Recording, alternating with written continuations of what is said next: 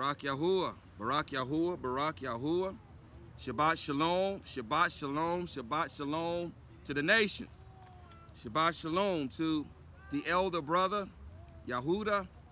Shabbat Shalom to the younger brother, Ephraim or Ephraim.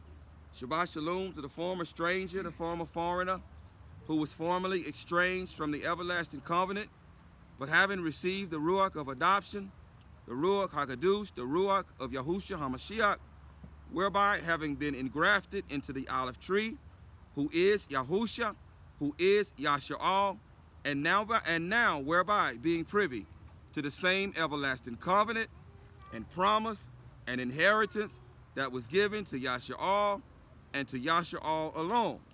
Shabbat Shalom. Shabbat Shalom to all the nations, wherever your feet are touching the soil, wherever you are listening under the sound of my voice. Shabbat Shalom to you on this most Kadush Yom, this most Kadush separated day, which is a sign and a seal and a mark of the everlasting covenant between Yahuwah and his people. It is a day that identifies us as his people, and it is the day that identifies him as the Elohim of creation.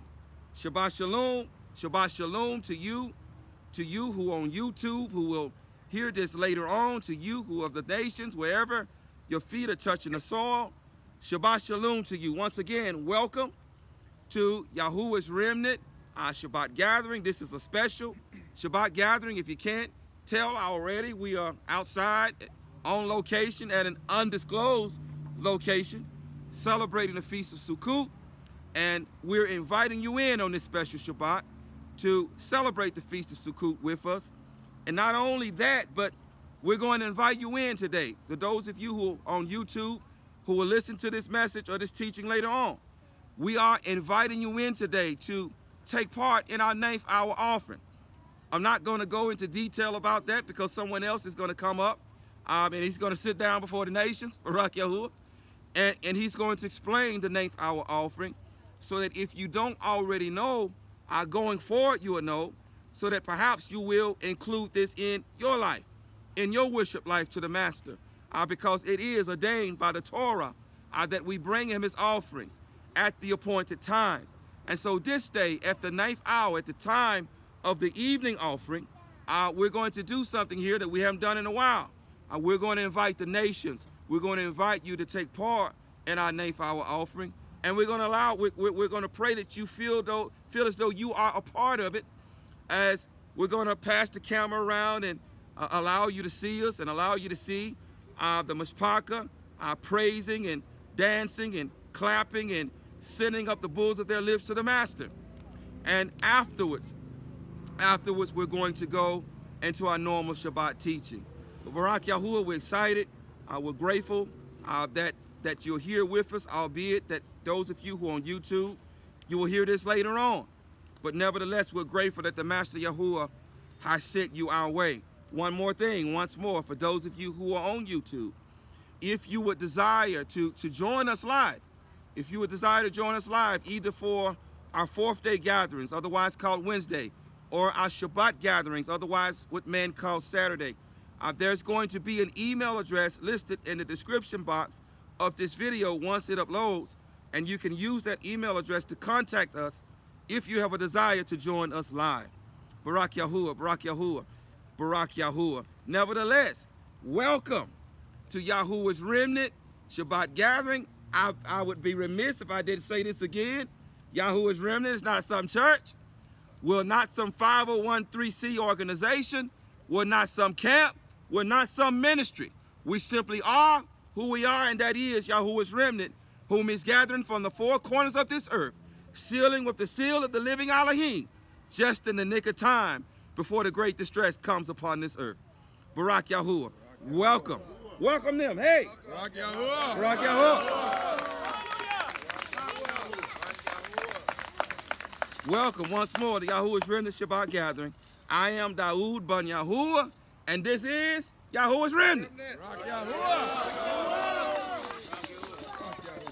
Barak Yahuwah, Barak Yahuwah. All right, we're already a little bit past the ninth hour, albeit it is the ninth hour. It is the ninth hour, and so it's self-explanatory. It is the ninth hour. So we're a little bit past the exact time of the ninth hour, but matters not. We're within the ninth hour, and so without further ado, I'm going to introduce Amir Yahu Shalom before the nations. Barak Yahuwah. He's going to sit and explain what's getting ready to take place for the nations. Barak Yahuwah.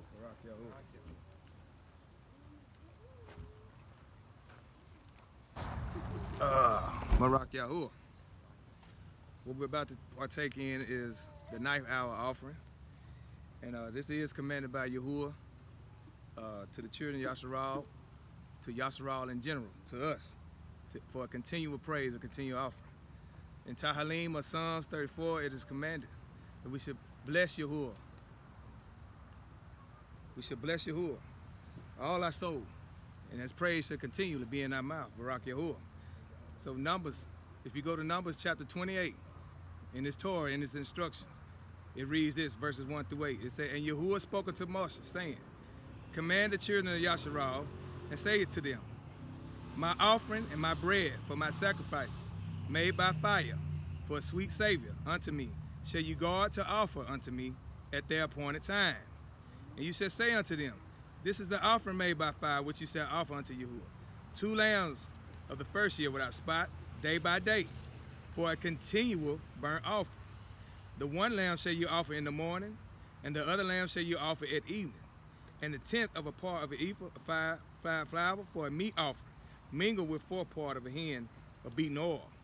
It is a continual burnt offering, which was ordained in Mount Sinai for a sweet Savior, a sacrifice made by fire unto Yahuwah. And the drink offering thereof shall be the 4 part of a hin for the 1 lamb. In the Kadush place shall you cause the strong wine to be poured unto Yahuwah for a drink offering. And the other lamb shall you offer at evening as the meat offering of the morning, and as the drink offering thereof you shall offer it a sacrifice made by fire of a sweet Savior unto Yahuwah. So now, those were offerings that was given of animals, of bulls and bloods of bulls and rams. But since we have our Savior, our deliverer, our Redeemer, the Mashiach, Yahusha, he came and died as the perfect lamb slain before the foundation of the world to take away the sins of mankind. So now as he walked as us, he lived as us, and he died as us, and he also arose as us unto newness of life. So now we partake in him. If we go to Daniel, the 9th chapter, 6th chapter. Barak Yahuwah.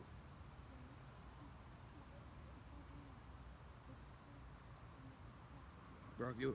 We go to Daniel, the 9th chapter. This is what I want to bring up. 9th chapter. It said, and this is verse 27. And the strength of the covenant multiplies for 1 week. And in the middle of the week, the sacrifice and the oblation cease. And upon the end, abomination destroyed, until the consummation is determined and poured out over desolation. So he came in the middle of the week to be offered up, to cease for all those sacrifices that was given to please him. So he always wanted to inhabit the praises of the people. So now, as Hushai or Hosea says, that we are to Barak Yahuwah, to bless him with the bulls of our lips. We are together and render him the bulls of our lips, a sacrifice unto him. So as in Romans the 12th chapter says, as we present our bodies as a living sacrifice, conducive and acceptable unto him, which is our reasonable service. For we are no longer conformed to this world, but we are being transformed by the renewal of our mind, that we know what is good and acceptable unto him. Barak Yahuwah. So Psalms 24 tells us that who can ascend unto the hills of Yahuwah, the Kadush hills of Yahuwah, except he who has a pure heart and a clean hands. So that's what he requires from us, a pure heart and clean hand, to be Kadush and acceptable unto him. Barak Yahuwah. So that instruction covered the morning and the evening part. But as we look into Daniel in the 10th chapter, where he was as accustomed to do, to go before Yahuwah, to pray for him 3 times a day. So that was morning, evening, morning, noon, and evening. So that took care of all those sacrifices and those prayers that he rendered up. And he was accustomed to doing that. So why does he do that? Because in those hours, it also points to the Mashiach, and what he done in the hours that he was impaled on the stake. The third hour, he was brought forth to be impaled for you and I. And in the 6th hour, darkness came upon them. Darkness came, and it was darkness all around the land, signifying the sins of the world, bringing darkness unto himself for us. And in the 9th hour, the work was finished. He gave up his root for us. And so we give all esteem to the Master. And these hours are the same exact hours. If you read in the book of Adam and Kua, the first book of Adam and Kua, in the 27th, the 28th chapter, it talks about how when man was placed in the garden, talking about Adam and Kua, when they was placed in the garden, they was placed in the garden in the 3rd hour. It was placed in paradise. In the 6th hour, they transgressed his instruction. So that signifies the darkness that came upon the Mashiach and the curses that came upon man. And then in the 9th hour, they had to be removed from the land of Eden. So he came to reverse the curse that man placed on himself, Barak Yahuwah. So we give him all praise. This is not, it is a command, but it's no longer an obligation, it is a want to. We desire to do this now because we know what he done for us. In those hours, he reversed the curse that man brought on himself. So we Barak Yahuwah for that. So these hours equate to 9 a.m., 12 a.m., and 3 p.m. Barak Yahuwah. So 9 a.m., 12 p.m., and 3 p.m. Barak Yahuwah. And so now that we are one, as a family, as Yahuwah's remnant, we desire to be one. So if you're in Eastern Standard Time, there'll be 10 a.m., 1 p.m., and 4 p.m. Barak Yahuwah. So I pray that Abba has give you a little bit more of understanding in his offering and his appointed time. And this is a continual thing. It does not end. It does not end. He wants this continually. So Barak Yahuwah. Barak Yahuwah. Barak Yahuwah. Barak Yahuwah. Barak Yahuwah. All right, nations, you're invited to take part with us.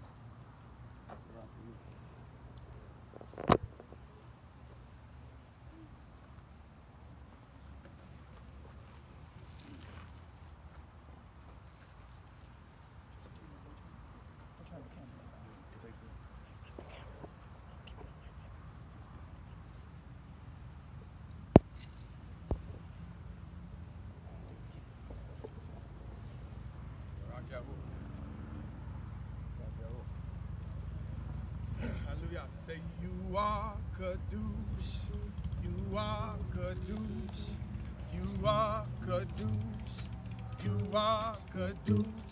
You are Kadosh. You are Kadosh. You are Kadosh. You are Kadosh.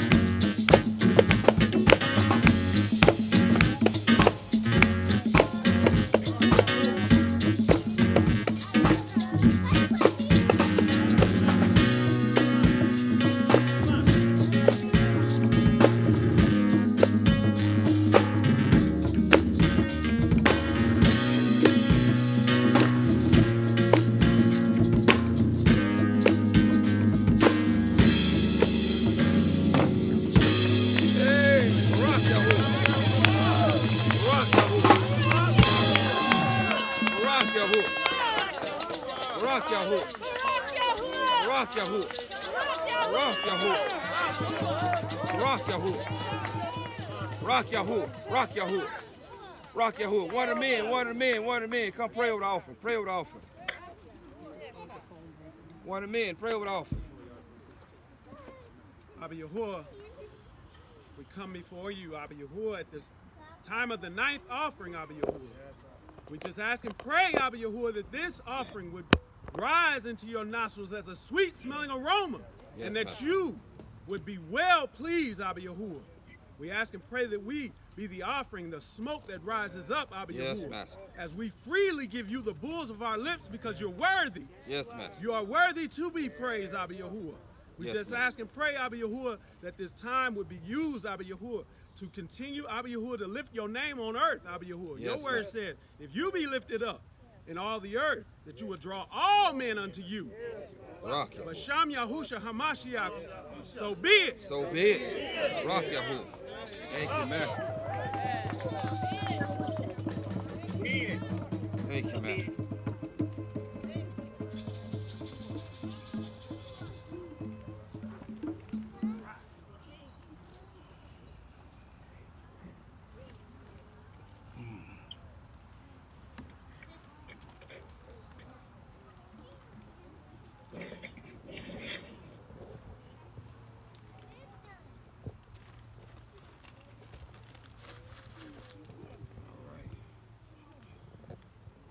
Where's the camera operator? It's right here. You want to move over a bit? I can turn the camera. Move over this way? Yeah, to the right. How about That should be. That should be good. Yeah, that should be all right. All right. Where's the little one? They still recording. Barak Yahuwah. Thank you, Master. I need her to come and mute all. Mute all. Yeah. So he can be defeated. Barak Yahuwah.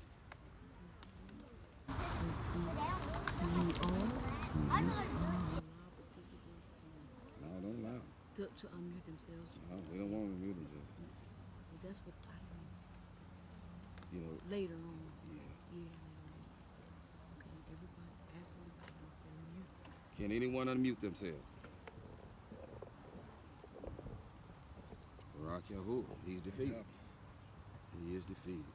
Barak Yahuwah. Thank you, Master. Thank you, Master. Once again, we welcome the nations to our Shabbat gathering here in somewhat of a wilderness at an undisclosed location, celebrating the Feast of Sukkut, Feast of Tabernacling, otherwise called the Feast of Booth, the Feast of Ingathering. Welcome to you of those of the nations who will hear this later on. We pray that thus far the Master has moved you and has given you somewhat of a deeper understanding regarding the Torah and the commandments of the Torah and how we are to obey his commandments in what? In Ruach and in truth, in spirit and in truth, not according to the letter, for the letter kills, but the Ruach, the spirit, gives life. So there's still offerings that are required of the Master, but he desires not the blood of bulls, goats, sheep anymore. Mashiach shed his blood once and for all, but he does desire the bulls of our lips, us pouring out all that we have unto him, all of our breath, all of our life, giving up all for him as he gave up all for us. Barak Yahuwah, Barak Yahuwah, Barak Yahuwah. Nevertheless, there is a word from Yahuwah. I have an announcement. I don't know what he's going to say. I truly don't. I don't know what he's going to say. There's really nothing prepared to say. He's just going to speak what he desires to speak. By the way, that's what he does all the time.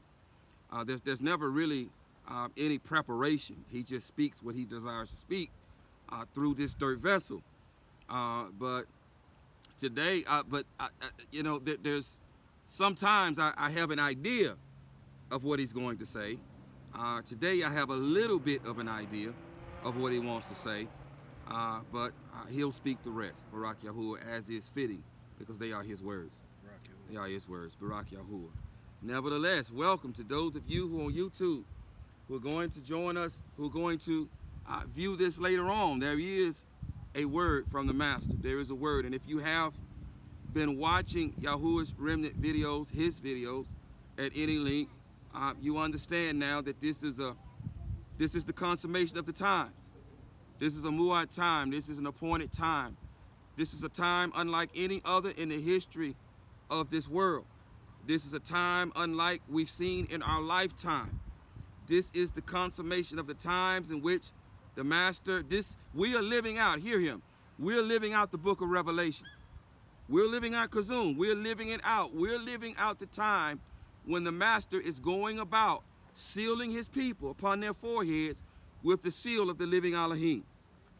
He has given us further understanding of that, in that the ones that are indeed being sealed right now is no other than the house of Yahudah, his elder son, his elder daughter, whom he desires to save from the hour of trial, whom he desires to join into marriage with him first. This is Torah.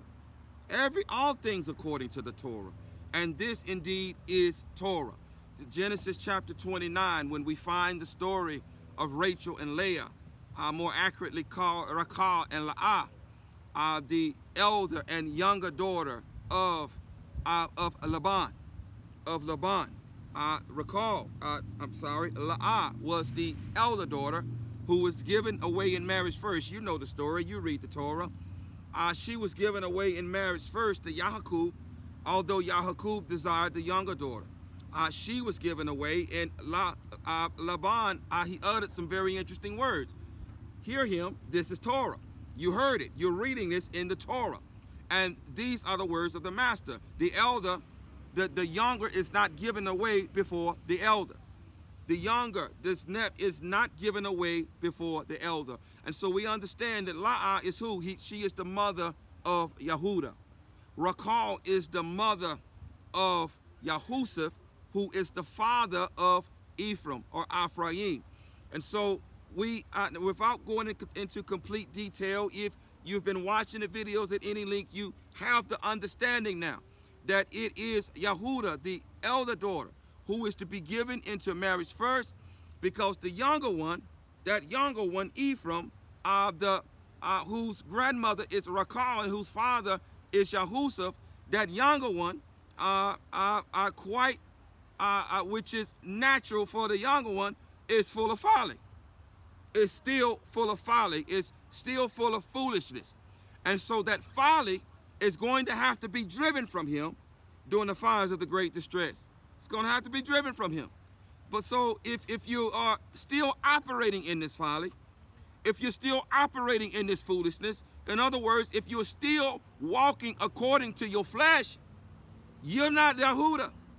That's not the character of Yahudah. Yahudah is the elder one. Yahudah is the one that's grown up. In other words, my beloved brother, Yahudah is the one that acts like he's got some sense. Yes. Yahudah is the one that acts like he has some sense. Whereas Ephraim is the one, he doesn't like to take instructions. He doesn't do well with instructions. He is the one in which the father has, sent the elder brother after him, because see that proverbial street light has come on, and some of you are old enough to know what I'm talking about. That proverbial street light has come on, and he sent the elder brother to grab him by the collar to drag him into the house before he gets himself into trouble. The problem is, Ephraim, he smells himself, and he don't like to take instructions. The problem is Ephraim, he thinks he can whoop the elder brother. He thinks he can beat him. He's smelling himself, and he thinks he can fight him and win. And so he doesn't like to take instructions, although the instructions are for his own good. And so Ephraim, that younger one, and we got a lot of younger ones around here. And we just had an incident yesterday where there was a younger one with folly in him. Yes. He had a lot of folly in him.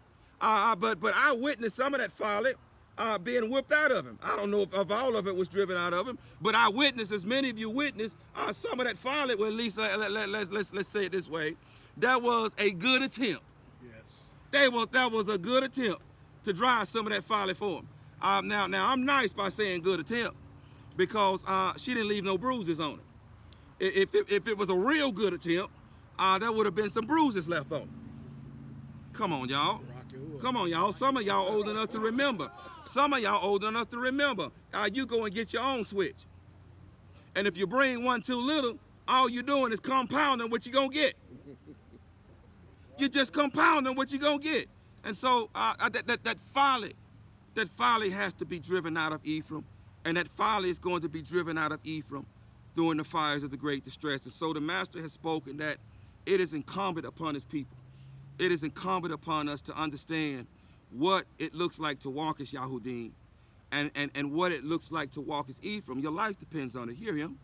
Your life depends on it, because death is getting ready to wrap himself up in flesh, and he's getting ready to come to this earth, and he's going to have the power of death in his hand. Hear him. He's going to have the power over flesh.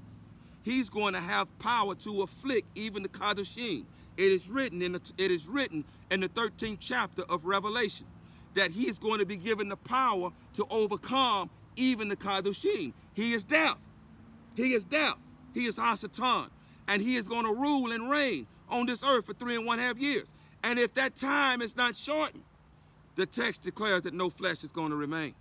No flesh is going to remain. So the Father, he desires to deliver, to save his elder son, Yahudah, from that hour of trial that is soon to come upon this earth. And the Master has identified a number. He has identified a number of 144,000 that he has decreed, to deliver from the hour of trial and to bring to Mount Zion, where 144,000, the house of Yahudah, there are two sticks, the house of Yahudah and the house of Ephraim. The house of Yahudah will be saved first, and the younger stick, the house of Ephraim, that other stick, will come out of the great distress as a great multitude. As the Torah declares that Ephraim was going to become the completion of the nations. A great multitude from every nation, tribe, and tongue will come out of the great distress as the house of Ephraim. Then, as a whole, the house of Ephraim will be saved. But he's got to have that folly driven from him. And so if you've got folly in you, chances are you're not Yahudah.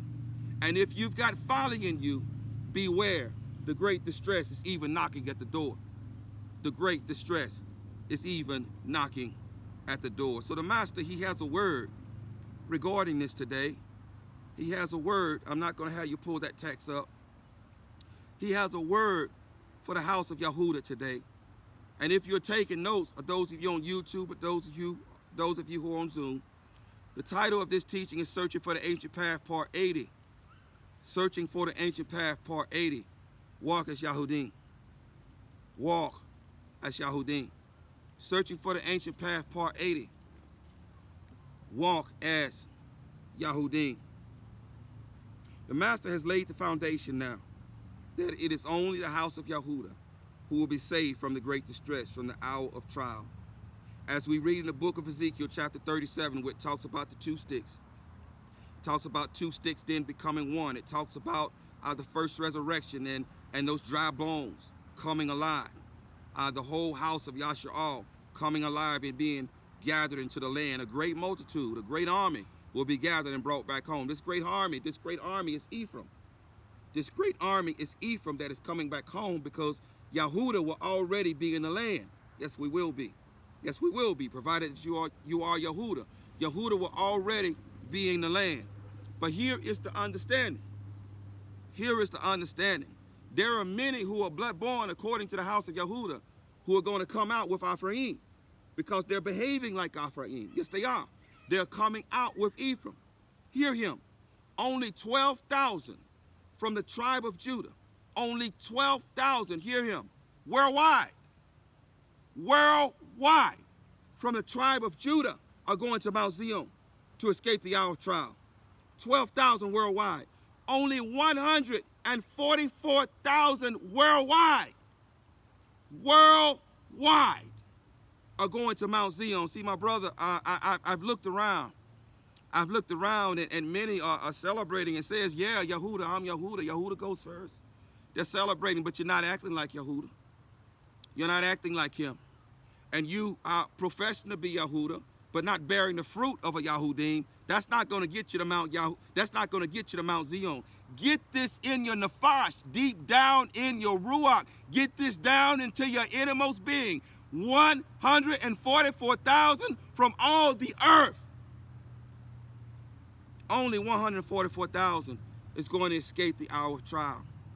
Only 144,000. I was having discussion with a beloved one not long ago, and we was talking about a city nearby from where we were at, maybe 45 minutes from where we were at.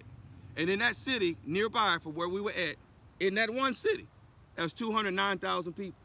In that one city, in this one southern city, there's 209,000 people. I think now there may be about 6 million people in the city of Houston.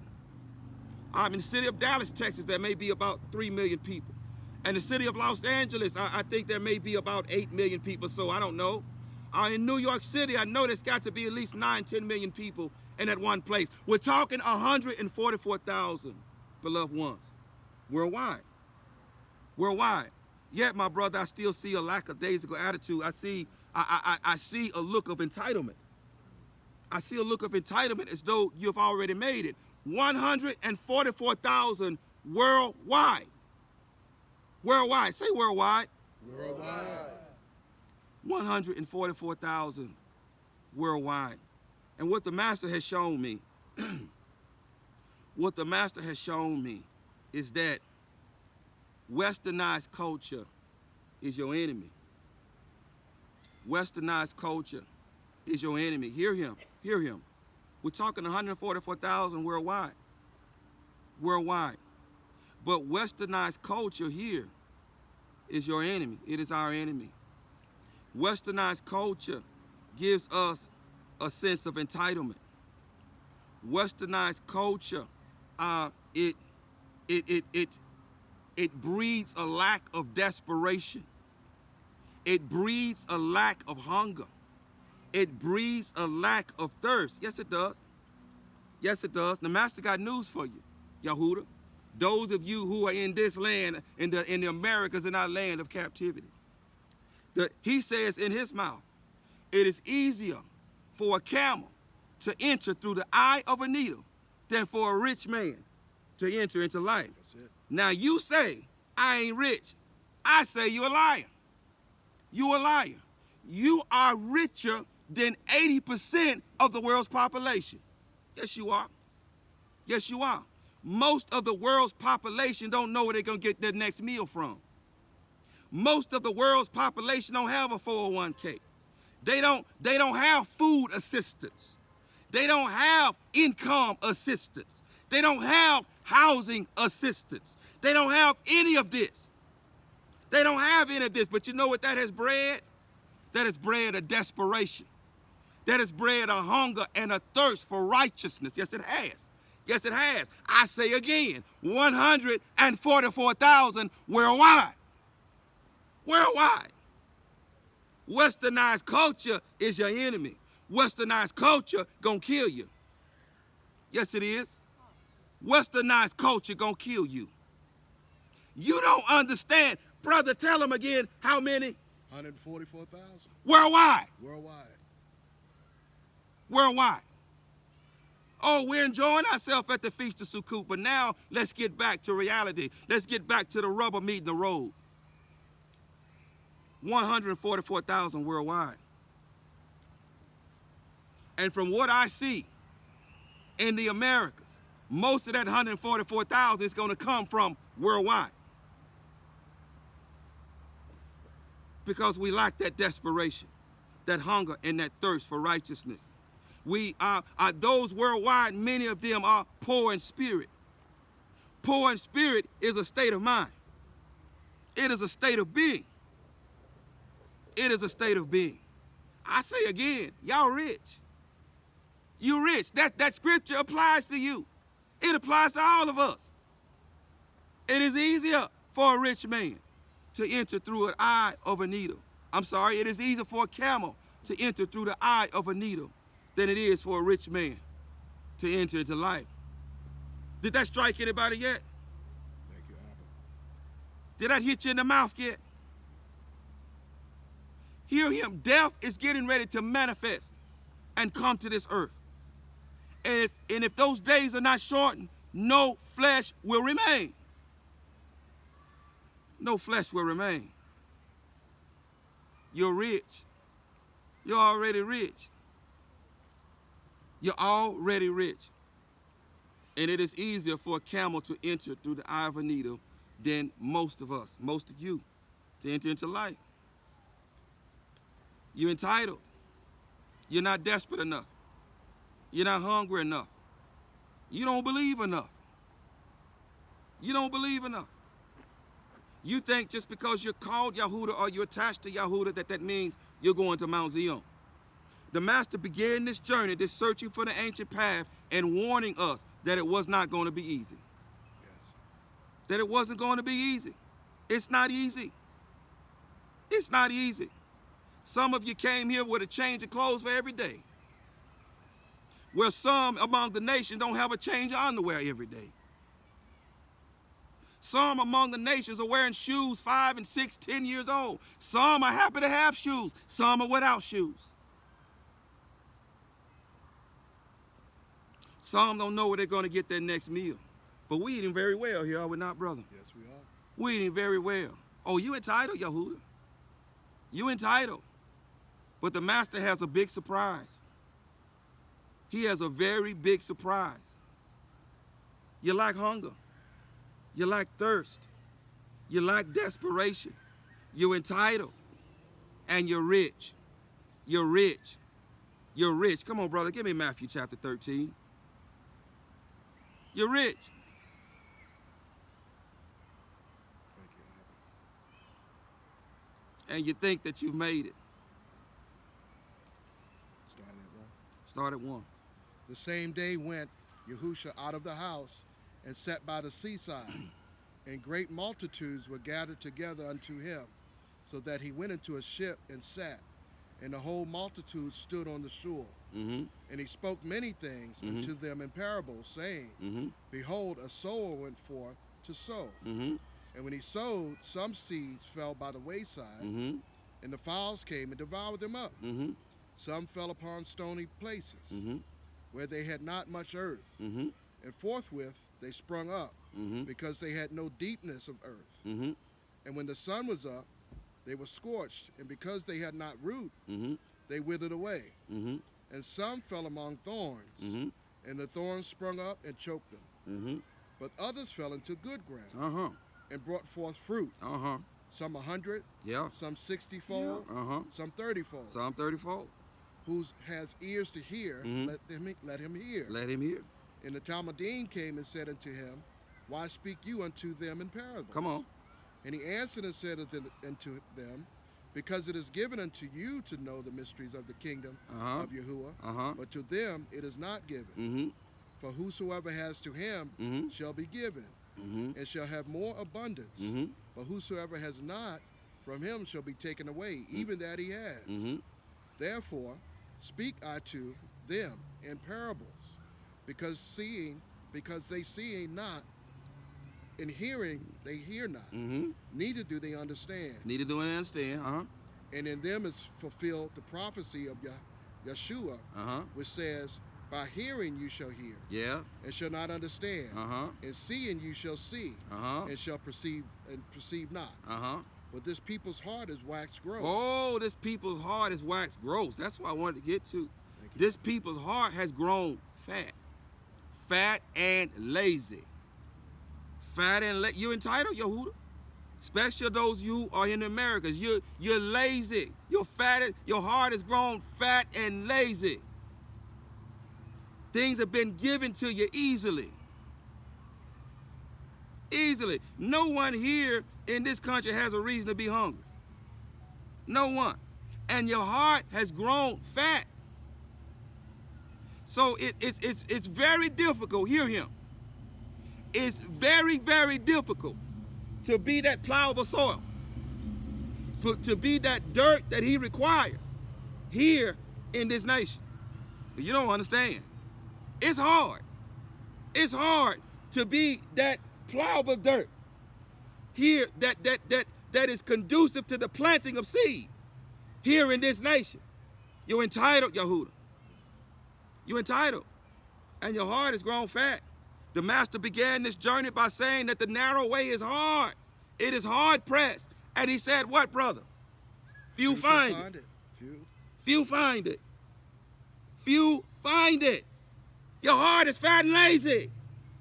You entitled. Do you understand how hard it is to be in the correct position in this nation?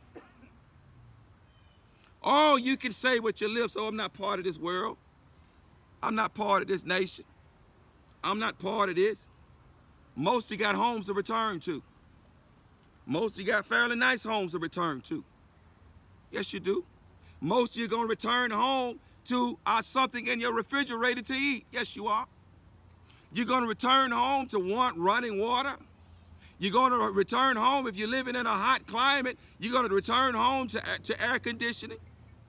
And if it started to cool down, because this is the fall season, you're going to return home to heat. Where 80% of the world's population, their AC is the window. Their heat is going out and gathering wood and starting a fire. Yes, it is. Their food is going out to hunt or producing food from the soil of the ground. I'm not saying you have to do that, but what I am saying, what the master is saying, we've got to be poor in spirit. We've got to be dirt to get to Mount Zion. And most are not, because your heart has grown fat. You eat from. You eat from. And so with eyes you see, but you do not see, but ears you do not hear, and with a heart you do not understand, because it's grown fat and lazy. It's grown fat and lazy. The master's come here today to shake up some things. To shake up some things, to get us back to perspective. To get us back. 144,000 worldwide of poor in spirit. Poor in spirit. And from what I have seen, with the eyes the master has given me to see, most of that 144,000 is going to come from the nations. Because they have the required hunger and thirst. They're poor in spirit. They're dirt, and they know they're dirt. Their hearts have not grown fat. And so when the master sends us to the nations, they will receive this word hungrily. They will receive it. And when the master sends us to the nations to heal, they will believe. And the dead will be raised. The sick will be healed. Devils will be cast out, because they're desperate. They don't have medical plans. They don't have a dental plan. They don't have food assistance or housing assistance or clothing assistance. They have none of that. And they're desperate for the master. They're hungry and thirsty for a word. They're hungry and thirsty for a word from the master. Years ago, when I went to the Dominican Republic as a Christian, I went there, and the one thing that stood out to me was the hunger and thirst that those people had for righteousness. Was the hunger and thirst that they had. They were hungry, and they ate everything that was spoken. They were hungry. It is my sincere prayer that the master will send truth to those people. Yes. Because it's full of Christian missionaries. But it is my prayer that the master will send truth, because they are willing to receive. They are hungry. They are hungry. And in places like that, in places like the Dominican Republic, and places like Haiti, where these Christian missionaries go, there are dead being raised. Yes, there are. There are sick being healed. There are limbs growing. There are demons being cast out in the false name of Jesus. Because they are hungry. They are thirsty.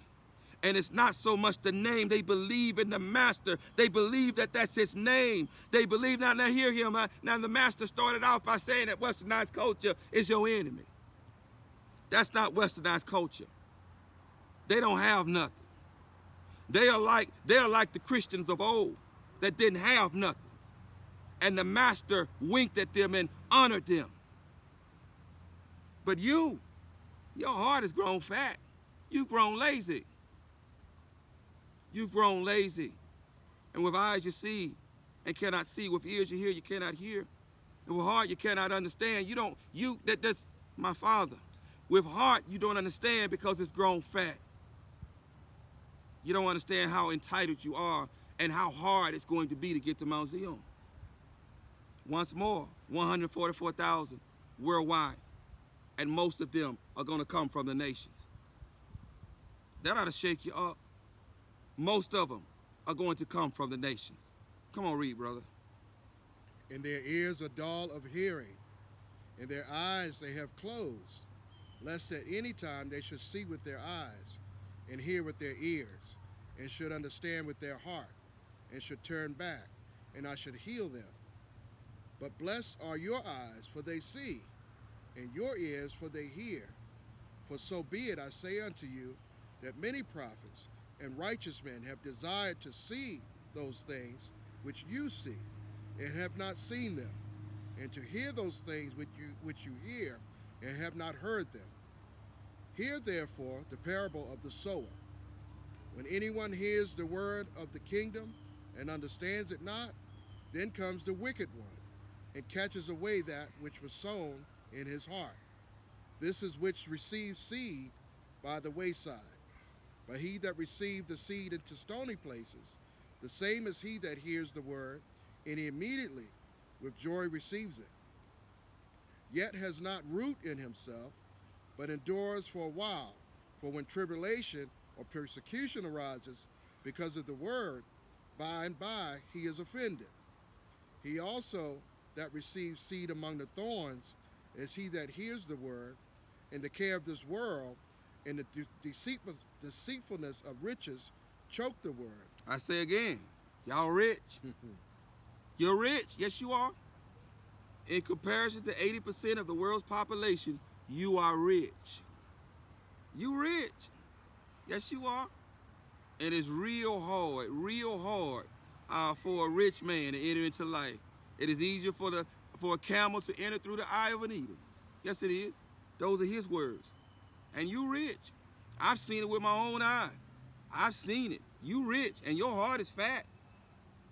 Your heart is fat. Westernized culture is your enemy. It's your enemy. It is your enemy.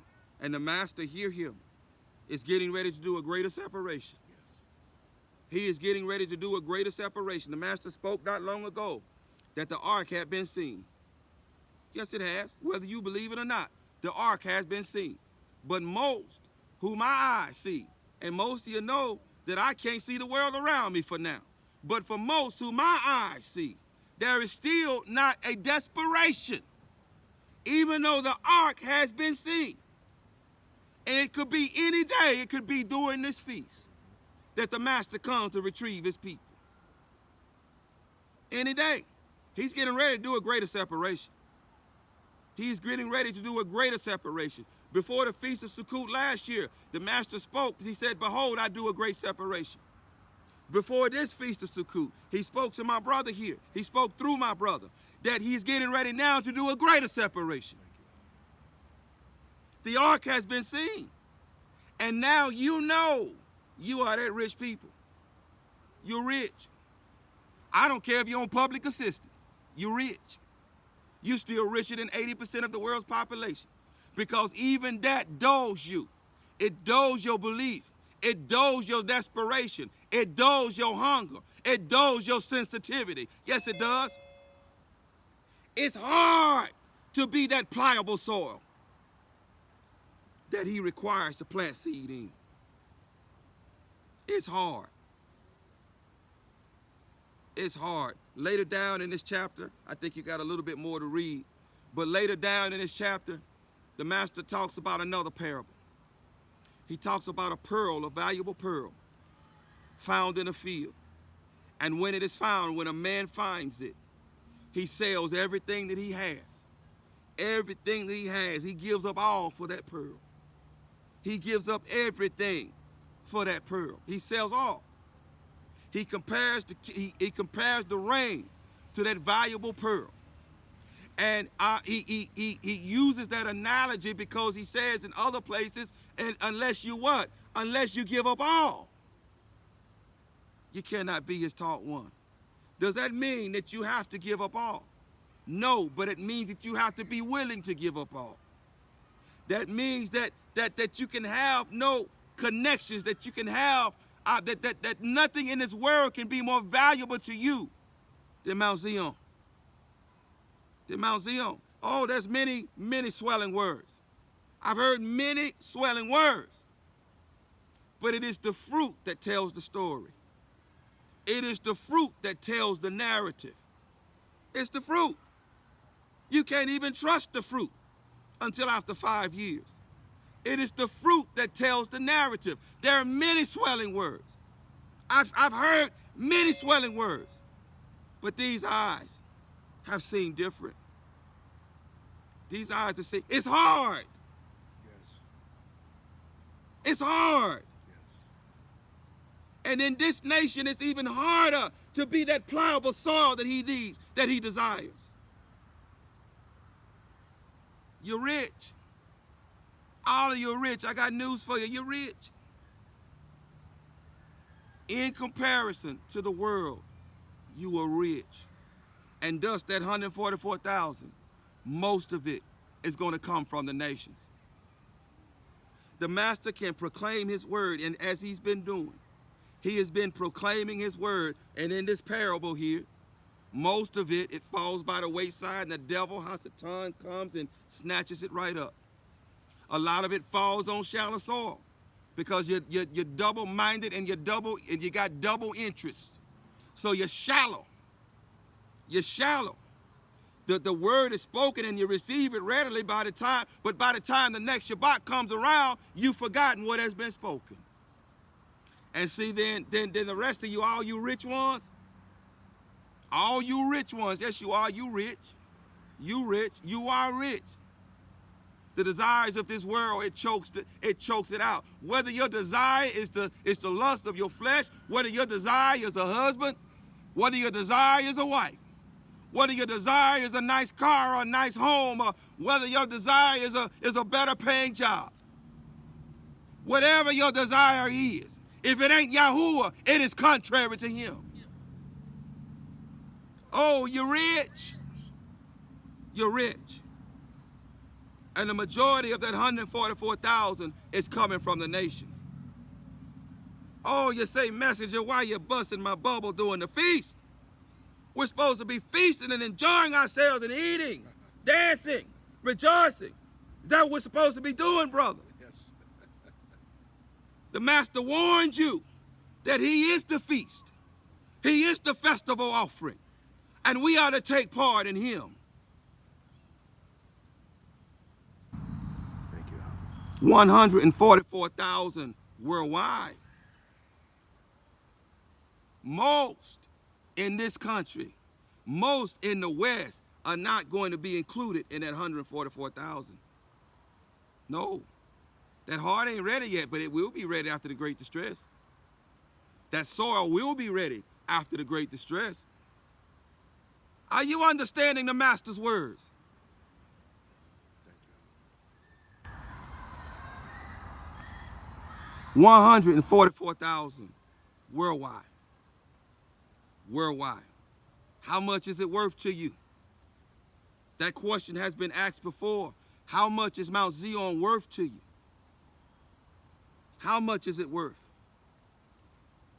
As for me and our house, it's worth everything we got. Thank you, It's worth all my life. It's worth all my strength, all my breath. It's worth everything that I got. Everything that I have. Everything that I have. It is easier for a camel to enter through the eye of a needle than it is for a rich man to enter into life. The master wanted to speak that word. That's actually not a part of the message. I told you he was going to speak what he wanted to speak. This is his business. Thank you, Albert. This is his business, to give his people perspective. 144,000 worldwide. Worldwide. Worldwide. Let that sink down deep. Worldwide.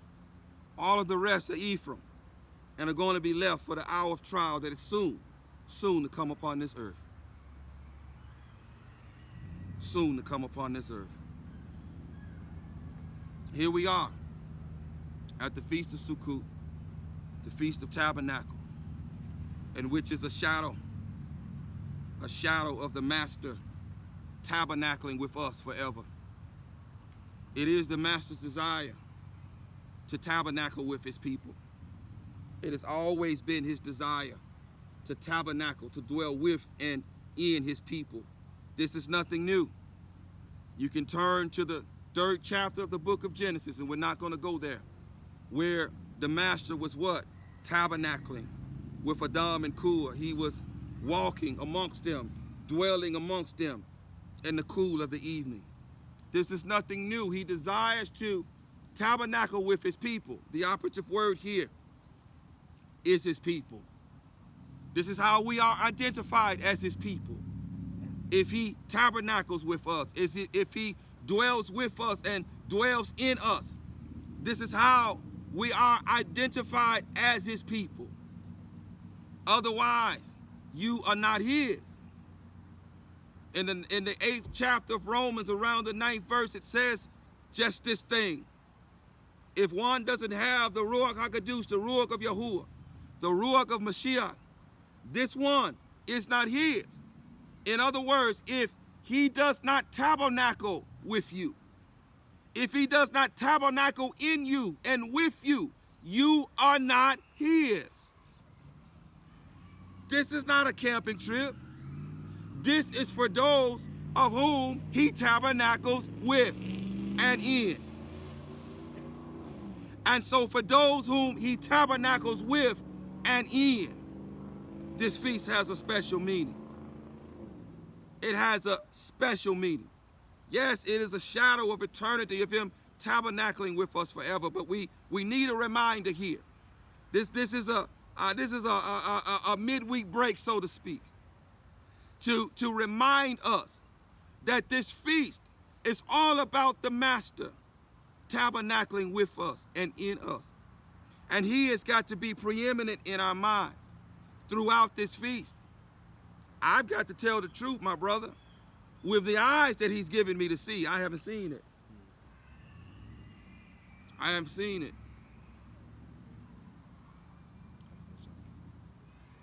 He's got to be preeminent in our minds. He desires to tabernacle with us and in us, and this is what this feast is all about. He has always desired to tabernacle with his creation. From the beginning of creation unto the end, his desire is to tabernacle with us, is to dwell amongst us and to dwell in us and hear him. Hear him. This is how we are identified as his people. Exodus 29, brother. Exodus chapter 29.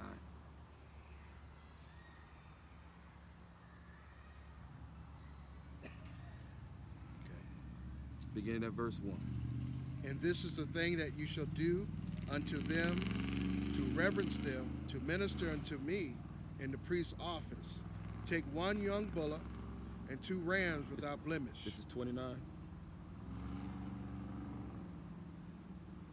That's chapter 29.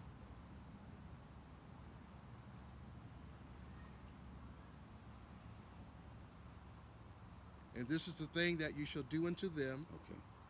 to reverence them, to minister unto me in the priest's office. Take one young bullock and 2 rams without blemish, and matzah cakes tempered with oil, and matzah wafers anointed with oil of wheaten flour shall you make them.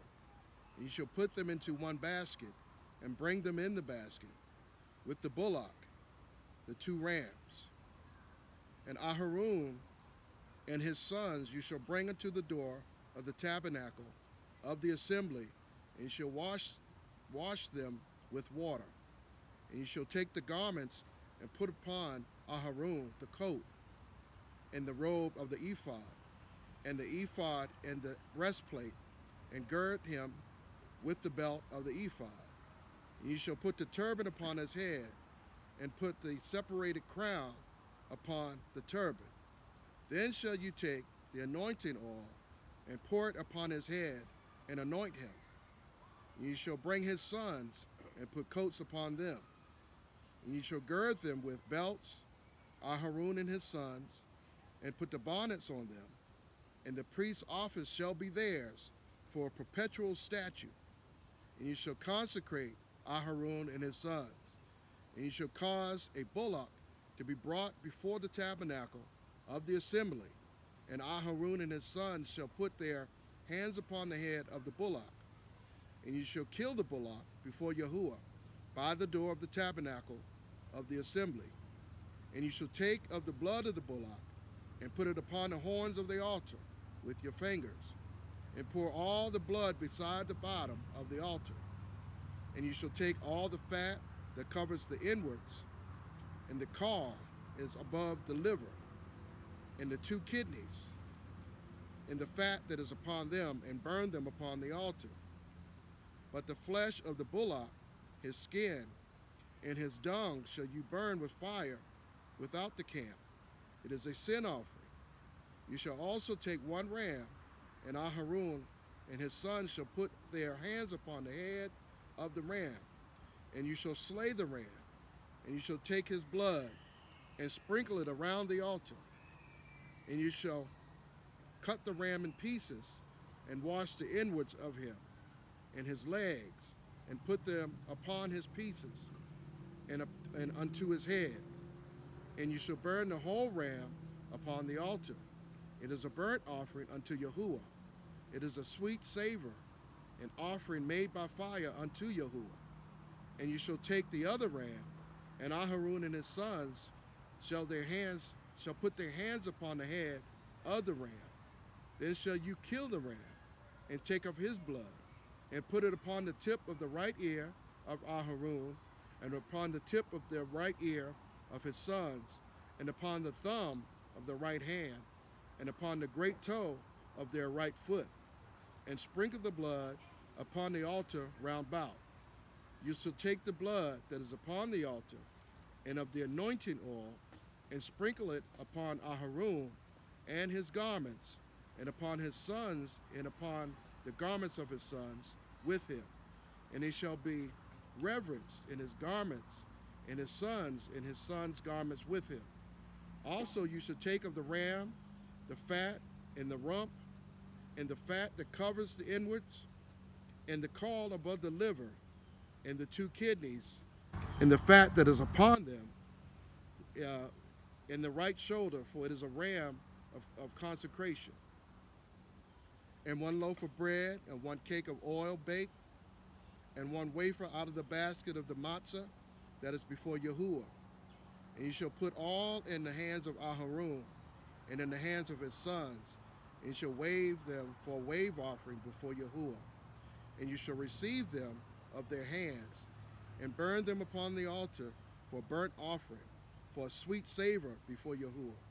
It is an offering made by fire unto Yahuwah. You shall take the breast of the ram of Yaharon's consecration, and wave it for a wave offering before Yahuwah, and it shall be your part. And you shall separate it, the breast of the wave offering, and the shoulder of the heave offering, which is waved, and which is heaved, of the ram of the consecration, even of that which is for Aharon, and of that which is for his sons. And it shall be Aharon's and his sons by statute forever for the children of Yasharal, but it is a heave offering, and it shall be a heave offering from the children of Yasharal of the sacrifice of their peace offerings, even their heave offering unto Yahuwah. And the separated garments of Aharon shall be his sons after him, and to be anointed therein, and to be consecrated in them. And that son is priest in his stead, shall put them on 7 days, when he comes into the tabernacle of the assembly to minister in a separated place.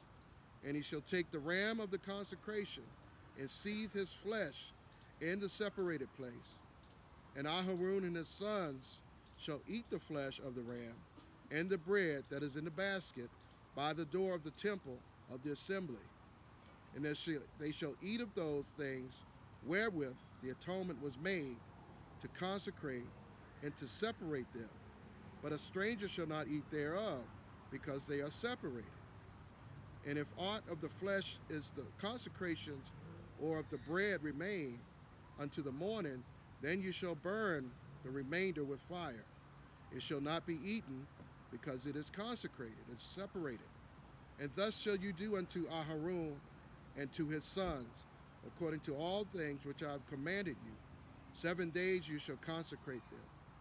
And you shall offer every day a bullock for sin offering for atonement. And you shall cleanse the altar when you have made an atonement for it, and you shall anoint it to separate it. 7 days you shall make an atonement for the altar and separate it, and it shall be an altar most separated. Whatsoever touches the altar shall be kadosh. Now this is that which you shall offer unto the altar: 2 lambs of the first year day by day continually. The one lamb you shall offer in the morning, and the other lamb you shall offer in it at the evening. And with one lamb, 1/10 deal of flour, mingled with the 4th part of a hin of beaten oil, and the 4th part of a hin of wine for a drink offering. And the other lamb you shall offer at evening, and you shall do thereto according to the meat offering of the morning, and according to the drink offering thereof, for a sweet savor, an offering made by fire unto Yahuwah. This shall be a continual burnt offering throughout your generations, at the door of the tabernacle of the assembly before Yahuwah, where I will meet you to speak there unto you. And there I will meet with you, with the children of Yasharal. The temple shall be separated by my esteem. And I will separate the tabernacle of the assembly. The altar I will separate also both Aharon, his sons, to minister to me in the priest's office. Barak Yahuwah. Now he wants to tabernacle with us. But before he can tabernacle with us, it's got to be a death. It's got to be blood. There's got to be a crime offering. There's got to be death. This flesh has to die before he will tabernacle with us. There's got to be a death. There's got to be an offering. There's got to be the going back to dirt. There's got to be death. And so all of this blood, all of these offerings were offered here in order for him to tabernacle. It has always been his desire to tabernacle. But now, because of crime, it has made it necessary. Before he can tabernacle with us, there has to be death. Thus it is read in Acts chapter 2, verse 38, repent therefore, and be immersed in the name of Yahushua HaMashiach for the forgiveness of sin. When you are immersed into him, you are impaled with him. You die with him, you're buried with him, and you're resurrected with him. And then receive the Ruach HaKadosh, for the promise is to you who are near and to those of you who are far off. He desires to tabernacle. But before he can tabernacle, there must be death. There must be death. Nevertheless, it is his desire. It has always been his desire. Do you not understand that it's all about tabernacling? It is all about a Father. Wrap your mind around this. It is all about our Creator, our loving Creator, our compassionate Creator, who is above all, and everything is beneath him. It is all about him from beginning to end. Hear him. From beginning to end, it is all about him tabernacling, dwelling with the apple of his eye, with his Yahid, with his only begotten. It is all about him. This is love.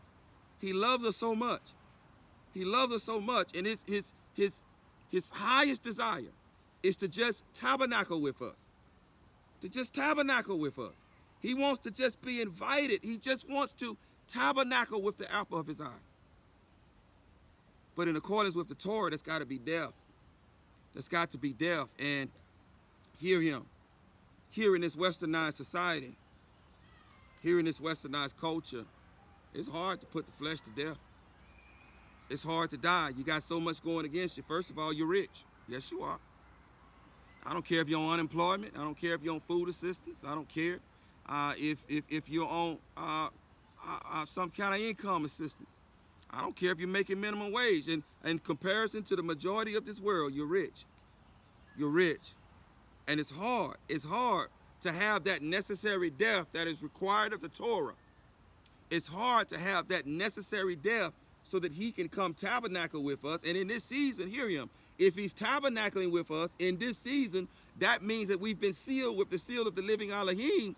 And that means that we are counted amongst the 144,000. If we've been truly sealed, if he's truly tabernacling with us. And so westernized culture is your enemy. It keeps you from dying. It keeps you from completely dying. Yes, it does. You've just read in the Torah, it's not death required. Yes. All of this was required in the ordination of the priesthood and in the dedication of the tabernacle. Death is required. We are that tabernacle that he desires to dwell in. But there's death that is required. And this westernized culture prevents most in this society, in this westernized culture, from dying. But those of the world, those of the nations, they're dying. They don't have the same distractions. They don't have the same hindrances. That's why it is written in the 12th chapter of Hebrews, it says what? Whereby lay aside every sin and every weight that so easily besets you, and let us run this race with endurance. That's hard to do here. 144,000 worldwide. Worldwide. 144,000 worldwide. And he simply desires to tabernacle with us. But there's got to be a death before he would tabernacle with us.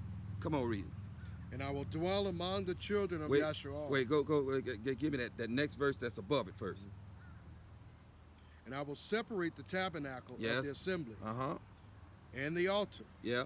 And I will separate also both Aharon Uh-huh. and his sons Uh-huh. to minister to me Uh-huh. in the priest's office. Barak Yahuwah, come on. And I will dwell among the children of Yahshua. And I will what? And I will dwell among the children of Yahshua. And I will what? And I will dwell among the children of Yahshua. Uh-huh.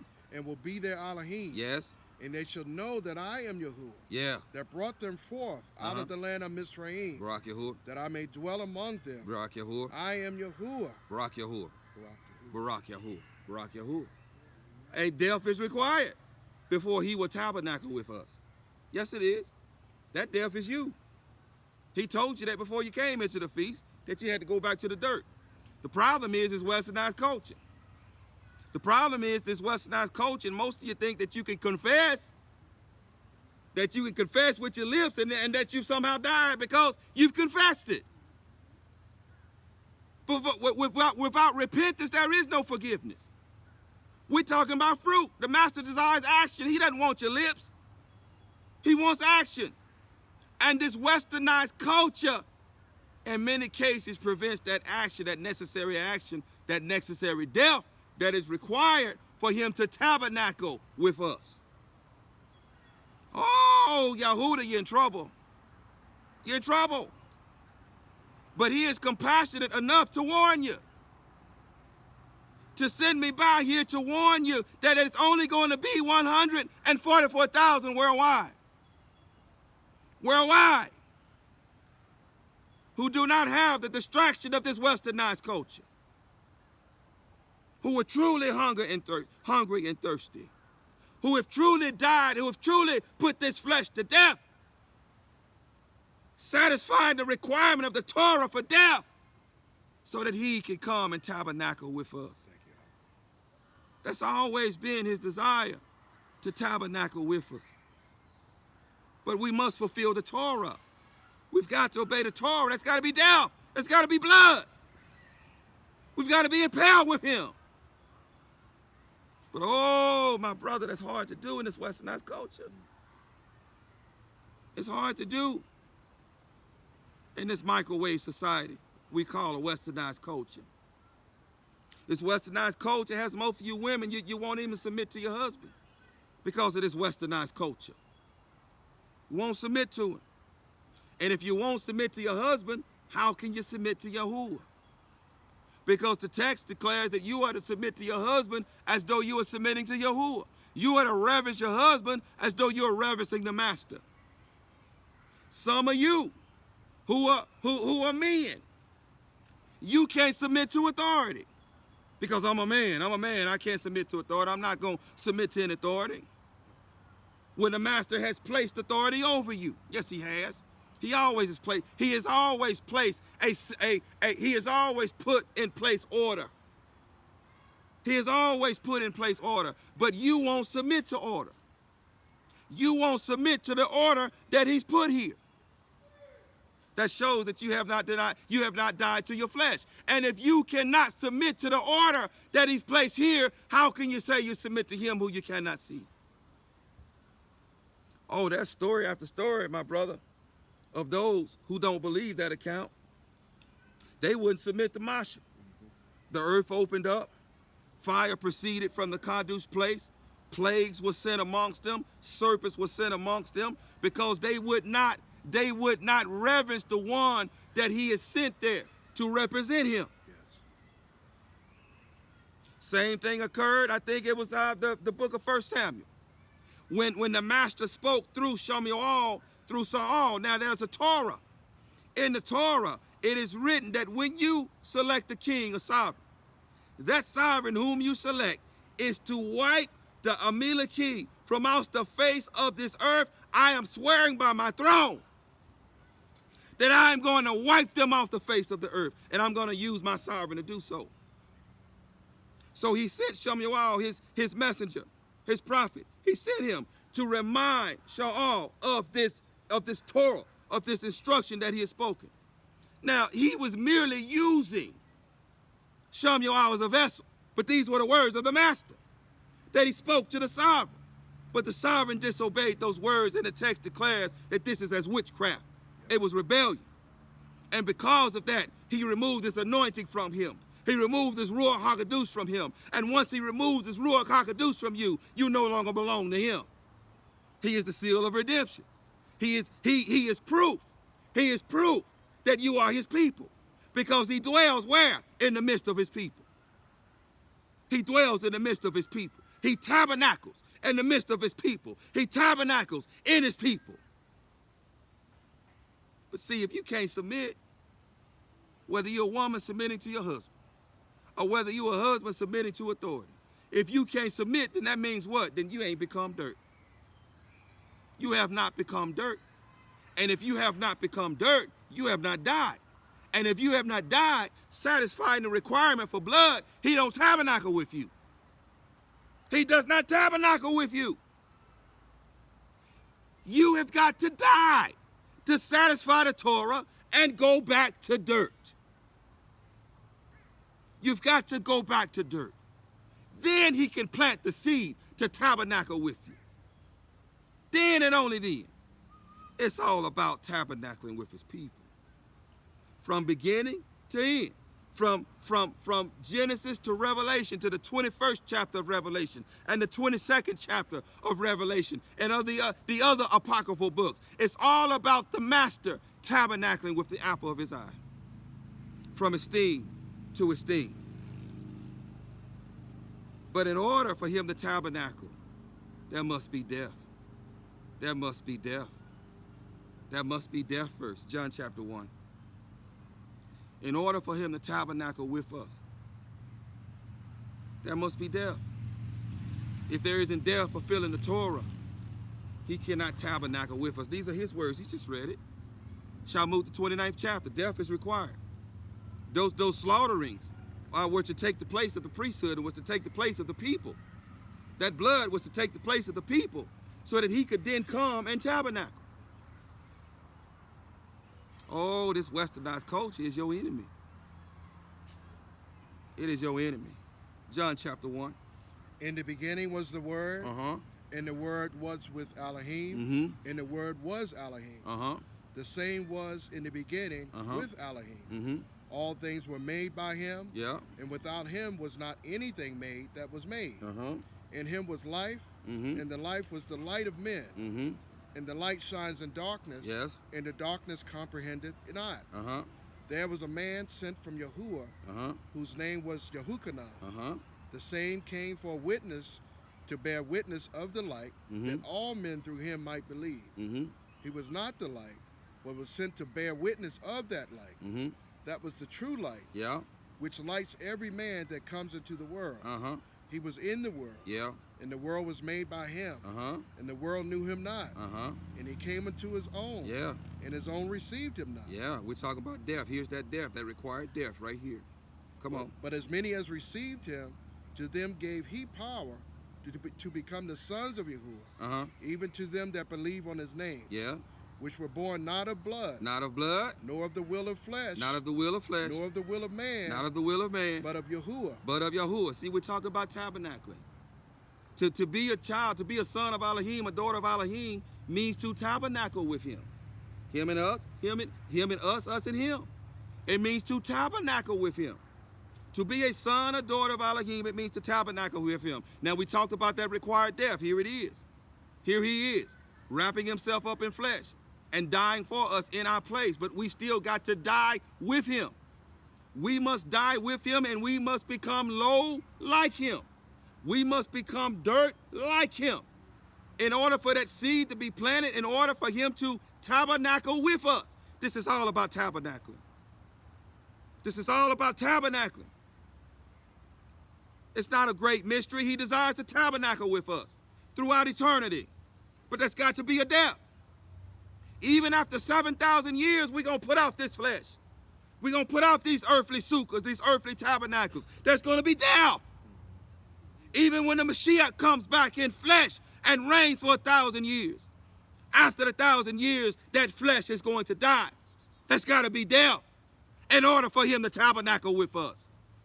In order for him to tabernacle with us in completeness, there's got to be death. Oh, but this westernized culture, it is your enemy because you're rich. You're rich. You're rich and you don't know you're rich. You're rich. You're so rich that you don't know what it means to be dirt. And thus, the majority of the 144,000, they coming from the nations. They coming from the nations, Yahudah.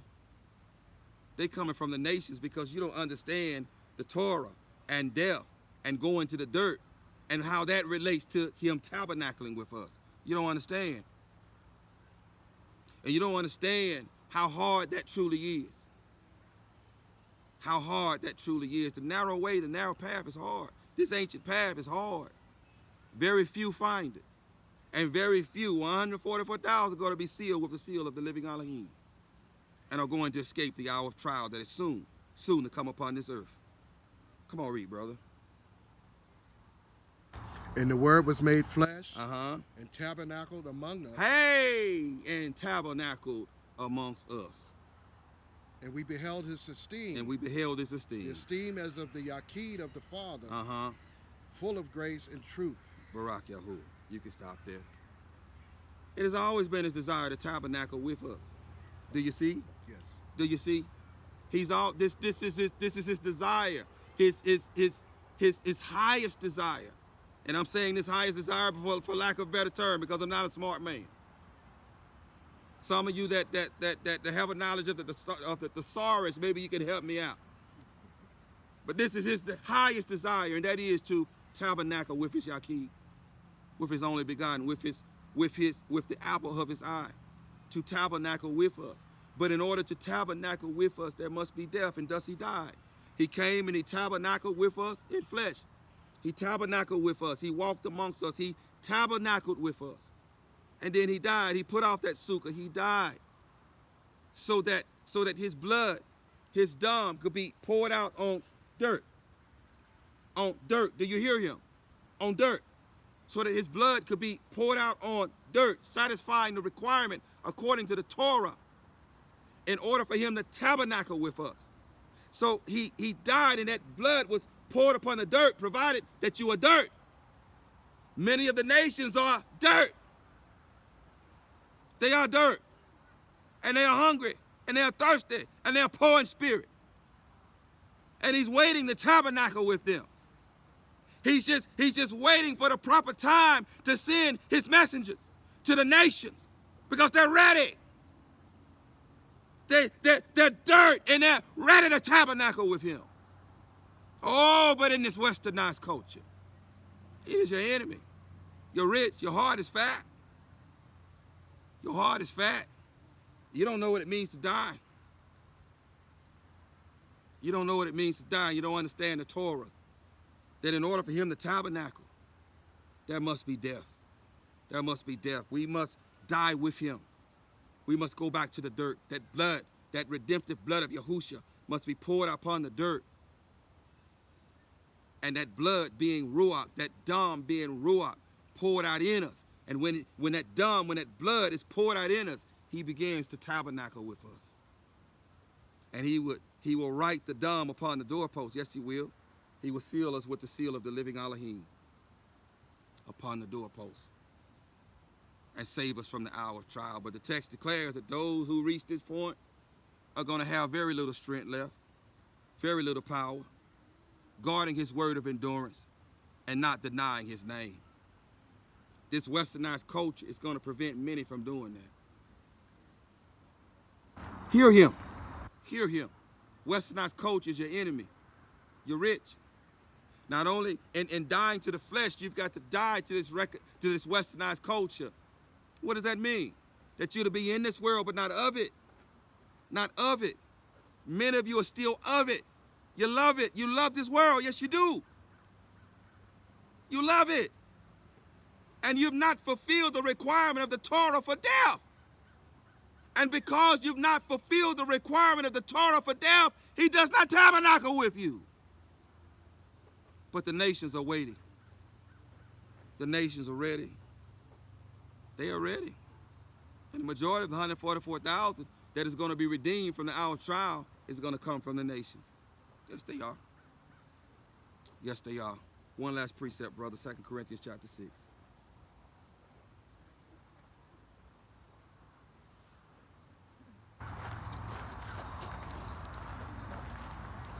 Begin at verse 14 when you get there. Be ye not equally yoked together with unbelievers. For what fellowship have righteousness with unrighteousness? And what communion have light with darkness? And what concord has Yahushua HaMashiach with Belial? Or what part has he that believes with an infidel? And what agreement has the temple of Yahuwah with idols? With the what? A temple of Yahuwah with idols. The dwelling place of Yahuwah, the tabernacle of Yahuwah with idols. Read. For ye are the temple, the tabernacle of the living Yahuwah. Mm-hmm. As Yahuwah has said, I will dwell in them and walk in them. Uh-huh. And I will be their Elohim, and they shall be my people. Yes. Wherefore, come out from among them. Come out. And be ye separate. Come out of this westernized culture. Be ye separate. Read. Says Yahuwah. Says Yahuwah. And touch not the unclean thing. Touch not the unclean thing. And I will receive you. And I will receive you. And I will be a father unto you. And I will be a father unto you. And you shall be my sons and daughters. And you shall be my sons and daughters. Says Yahuwah. Says Yahuwah. Barak Yahuwah. Thank you, now in Exodus chapter 29, speaking there to Masha, after the offerings were done, after the necessary requirement according to the Torah for death, he says what? I will dwell among you. Mm-hmm. He says, I will dwell among you. But he speaks through his servant, Ishayahu, Isaiah. He says, what house can you build for me? He says, the heaven is my throne, and the earth is my footstool. What house can you build for me? He does not desire to dwell in that house, but for that season, he dwells in a tabernacle made with hands. He dwelled among them in a tabernacle made with hands. It is his desire, nevertheless, to tabernacle with us. After death, that must be death. The Torah must be satisfied. But I bring your attention. Exodus 29, after the requirement for death, he says, I will dwell amongst them. I will dwell among you. And this is how we are identified as his people. Yes, it is. This is how we are identified as his people. Here, there's a different contrast. There's a contrast here. In 2 Corinthians chapter 6, he says, he switches it up now. Because this is after the ultimate offering. This is after Yahushua HaMashiach. This is after the acceptable offering. This is after a perfect offering. He now switches the language. He says, now here, I will dwell in you. I will dwell in you. And I will be your Elohim, and you shall be my people. You shall be sons and daughters for me. I will tabernacle in you. Yes. I will not tabernacle among you, as in Exodus 29, but I will tabernacle in you, and you will be my people. This is how we are identified as his people when he tabernacles with us. But this westernized culture, it is your enemy. It is your enemy. It stunts your belief. It stunts your desperation. It stunts your hunger. It stunts your sensitivity to the master. This westernized culture is your enemy. This westernized culture is of Hasatan. And thus the 144,000, the majority of them, unless you pick it up, Yahudah. I'm talking to whomever is under the sound of my voice, whether you're on YouTube or whether you're here. Whoever is under the sound of my voice, unless you pick it up and understand that according to the Torah, death is required. And that necessary death in accordance with the Torah to become dirt. It's hard. It's hard here because you're rich. You're rich. In fact, it's so hard. The master declares that it is easier for a camel to enter through an eye of a needle than it is for a rich man to enter into the rain. It is easier. It's not going to be easy getting to Mount Zion. It's not going to be easy. So the question remains, Yahudah, what is it worth to you? What is it worth to you? You're not entitled. None of us are entitled. We're not entitled. This westernized culture is our enemy. It is our adversary. It prevents us from satisfying the requirement of Torah to completely die. Yes, it does. So the question is, now that you've heard the master's words, now that you have heard his proclamation, now that you've heard his love, what are you going to do with it? Are you going to be those seed cast by the wayside? Are you going to be that seed cast on shallow ground? Are you going to be that seed cast among thorns? And this represents most of you because those thorns talks about the cares of life in this westernized culture. Or are you going to be that tillable soil that he desires? That death, because we are dirt, going back to the dirt, satisfying the requirement according to the Torah to go back to the dirt so that a seed can be planted to tabernacle with us. And unless he tabernacles with us, we ain't his people. This is how he identifies his people. This is how his people are identified, because he tabernacles with us. Thank you, Master Yahuwah, for your love for your people. Thank you for this warning once more to your people. Thank you for this admonition, for this proclamation. I pray that those of whom you have given eyes to see and ears to hear and a heart to understand will hear, will see, and will understand. And will understand the Torah, that the Torah requires death. It requires that we die and go back to the dirt in order for you to tabernacle with us. Some of us you tabernacle with. Some are still pretending, Master. Some are still held captive by this westernized culture. Some don't realize that they're held captive by this westernized culture. They don't realize how hard this narrow road is. You declared that it's hard pressed, and that there are few who find it. They don't realize it, Master.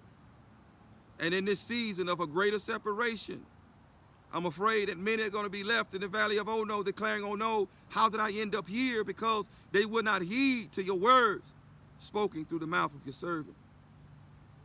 Not discerning the time, not discerning what it means to tabernacle with you, not discerning that before you can tabernacle with us, that there must be death. It is my sincere prayer that this word, however, that this seed is fallen on tillable, fertilized, plowable soil, one that who has gone back to the soil and who have died, whether they are here under the sound of my voice or whether they are amongst the nations. That this word, this seed has been planted in soil that is conducive to the planting of seed. And that you would come and water that seed with living water, with the living water of the Ruach HaKadosh, so that that seed would grow up to become a mighty tree, a fruit-bearing tree, producing choice fruit, first fruits, producing the fruit that not only will lead to everlasting life, but that will lead us to Mount Zion. And this is the fruit of a Yahudym. This is what it looks like to walk as a Yahudym. Walking that narrow path, forsaking all, forsaking the world, forsaking all that is in it, dying to himself, dying to herself, going back to the soil, understanding what it means to tabernacle with you, understanding the requirement of the Torah to die and to go back to dirt, because a Yahudym understands the Torah. A Yahudym understands the letter and the spirit.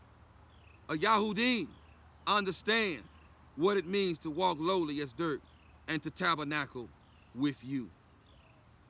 Barak this word, Master, and let it go forth to the four corners of the earth, shattering both chain and shackle, setting your children free, bringing them into the bond of covenant with you.